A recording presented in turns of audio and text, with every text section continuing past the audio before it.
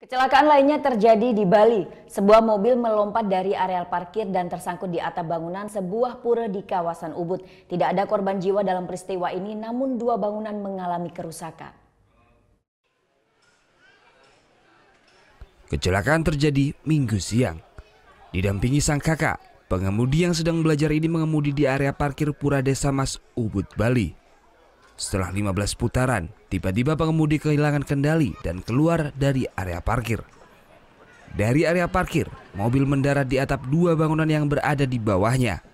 Akibatnya, dua bangunan balai penyimpanan dan balai angklung yang ada dalam Pura Kelembu mengalami kerusakan. Ini baru belajar, itu kan baru belajar mumpung dia libur, dia pulang langsung belajar gitu. Tapi kakaknya ajarin gitu.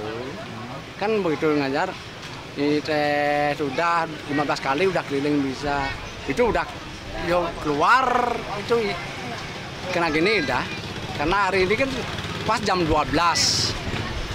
Jam 12 siang itu kan pas. Itu sebenarnya kan jam 12 siang itu kan sebenarnya ya berhenti dulu. Dia masih gitu. Belum diketahui berapa kerugian akibat peristiwa ini. Namun orang tua pengendara akan bertanggung jawab mengganti kerugian akibat rusaknya dua bangunan. Surya Sanjaya melaporkan untuk NET.